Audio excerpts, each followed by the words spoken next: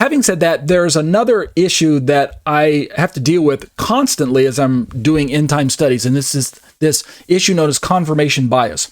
Got this little graphic pulled up on the screen, and it reads like this. Confirmation bias is the tendency to search for, interpret, and remember information that confirms our beliefs. We've got these two circles drawn on the screen. And over on the left side, we've got an arrow pointing to the area of what we discredit and ignore in the facts and evidence. So there's an amount of things that we personally, everybody has a certain amount of confirmation bias, but we're trying to ascertain what amount of this is relevant to our Bible study. When we got facts and evidence, there's an amount that we discredit and ignore, maybe without even realizing it.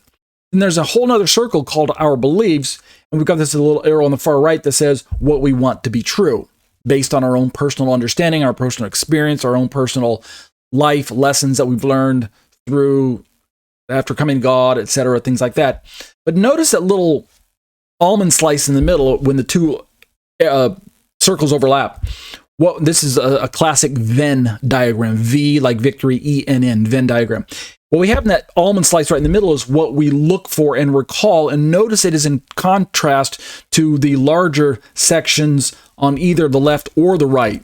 So we kind of have this bias, which is why it's called confirmation bias, where we're not aware of some blindnesses where we might be discrediting facts and evidence, and also largely not really always holding on to other parts of our belief. We just kind of focus on what we look for and what we recall in regards to the facts and evidence that line up with our beliefs. We kind of ignore the rest. It's almost like we have a news story that's 100% factually true, and yet when we read the news story based on our own beliefs and what we want to be true about the news story, we only actually look for and recall and remember, let's say, 10 or 20% of the news story. We ignore the other 80 or 90%. That's kind of what's going on. The tip down at the bottom says, confirmation bias can give us a false sense of knowledge. Instead, try to prove yourself wrong. That's a way to kind of get out of confirmation bias. So how is this relevant to our study on end-time prophecy? Well, it's as simple as this. Many people, when they read through prophecy, like end-time prophecy, such as the book of Daniel we're reading through and the book of Revelation, which we're going to get to, many people accuse Christians of having confirmation bias, where they read an Old Testament prophecy, and then they are aware of the New Testament writings as well as history gone by, first century history, and instead of simply reading through the Old Testament and mining it for whatever truths are there without the New Testament, they read the Old Testament with a view of what has already happened in the New Testament and in history, etc., etc. In other words, we don't really truly see the historical Old Testament. We only see what we know the New Testament confirms about the Old Testament. So on the one hand, there's some danger there because we don't want to fall into the trap of confirmation bias. But on the other hand, I'm actually here to tell you that because of the dynamic of the way the Bible works, where the New Testament writings actually do confirm Old Testament truths and prophecy, it's safe to practice what I might label as biblical confirmation bias, meaning God spoke in progressive fashion when he gave his word to us. And therefore, because of the many truths that were either partially given in the Old Testament or sometimes outright hidden in mystery, we then end up with a warrant for reading through our Bibles, at least today we do, reading through our Bibles with the perspective that the New Testament is the final and complete picture and the fullest revelation of everything that we've read in the Old Testament. And that forms a biblical and healthy version of confirmation bias that we actually do want to embrace. So I understand this graphic that we're seeing represents in what we might call, in the traditional classic sense of the word, of like news today, if we take the Bible out of this conversation and God's word, then confirmation bias can work against you, your average human. It can lead you, like I said, it's down at the bottom. It can give you a false sense of knowledge. But when we're talking about the Bible, you don't want to leave out what the New Testament adds to the discussion. You definitely want the New Testament to always inform you on the final answer to whatever you're studying in the Tanakh, the Old Testament. And so Don't be afraid of saying, well, I read the Old Testament. I didn't quite fully understand what's going on. Let me scan the New Testament and see if there's something that would inform me. That's what you want to do. You want the latter part of the Bible or the latter parts of any part of Scripture to inform you of the earlier parts because of the dynamic of, I can use two analogies. We can use the dynamic of progressive revelation, which the Word of God is surely laid out in that fashion, or we can use the example of mystery, where God took truths in the Tanakh and he hid them and veiled them. Doesn't mean they were mysterious and could never be understood. That's not the way biblical mystery works. Rather, mystery works where God hid a truth in the Old Testament and then revealed it in the New Testament. Okay, so having said all that, let's jump into Daniel's study and see if we can finish this part tonight, so we can next week begin to look directly at the 70th week.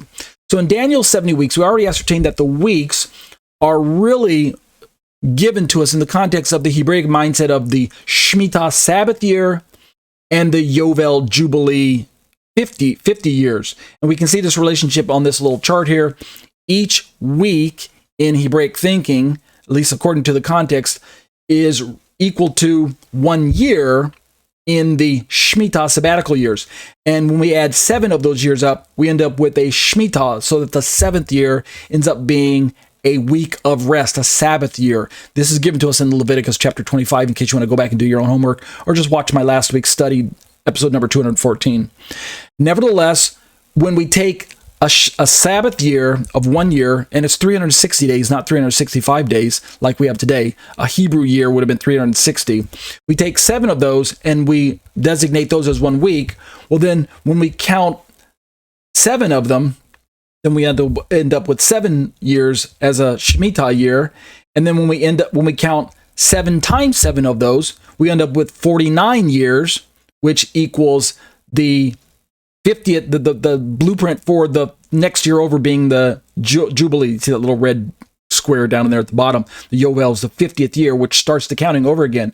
So that's kind of the model that helps us and informs us that when Daniel was given this prophecy of 70 weeks times 7, he's working from the mindset of years of weeks, not literal 7-day weeks. That simply wouldn't allow for all the events that take place in the prophecy to transpire if it were literal weeks of days. In fact, in the very next chapter, Daniel chapter 10, he talks about how that he was fasting for a certain amount of weeks of days. So if he wanted to indicate weeks of days, he probably could have told us and used the Hebrew that indicates not just the word Shavua for 7, the heptad, but in chapter 10, he also uses the word for day, yamim or yom. So I don't think Daniel was wanting us to know that these were literal weekdays. He didn't even use the word day there.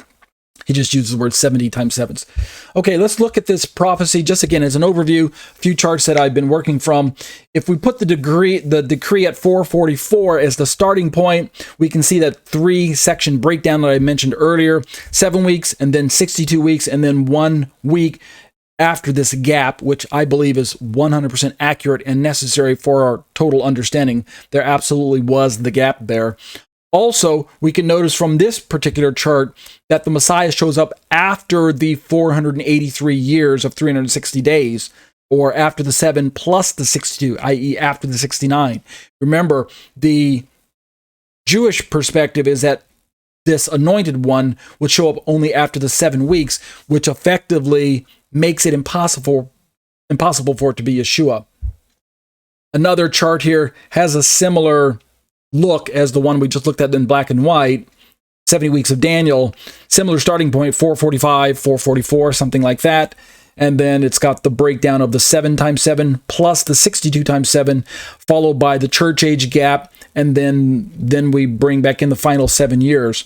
And then this chart shows the kingdom age of 1,000 years, the millennium, followed by the new heaven and earth as well. If we look at Brother Alan Parr's classic chart that I've been using, this is a different starting point. It has 457 as the starting, which puts it 12 years earlier than the 444. But there's not a lot of difference between this chart of Brother Parr and the chart earlier where you start at the 445 or 444 that most Christians do.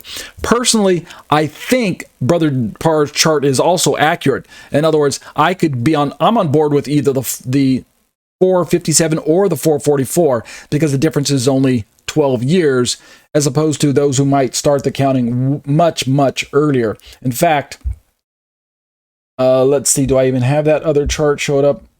I decided decided not to bring that other chart in. Here's a final outline type looking chart from Pastor Mike Winger, great YouTuber, by the way. I highly recommend him. And he shows the general timeline of the prophecy. He doesn't say when it starts, but I believe he's a 444 starting point type of teacher like I myself am. 444 or 457, one of those two. But he's got the same kind of outline of the events. And so I just wanted you to see that this is what we might call the popular Christian view or the historic, classic, dispensationalist perspective. It's a premillennial perspective, etc. And then lastly, before I jump into the commentary, we had Daniel's 70th week as seen through the lens of the preterist. This is a chart that I don't embrace, although it does show the breakdown of the threefold breakdown of the 7 weeks, followed by the 62 weeks, followed by the 1 week. The big difference here, if you notice, in the time running below those, is that the starting point is 455, so it's like Brother Alan Parr's chart. So that's I'm fine with that. Again, 455 or 444. I'm not going to follow my sword for either date, one versus the other. I think they're both very, very close. So, in other words, I think there's a little bit of fudge room based on our lack of understanding of what's going on.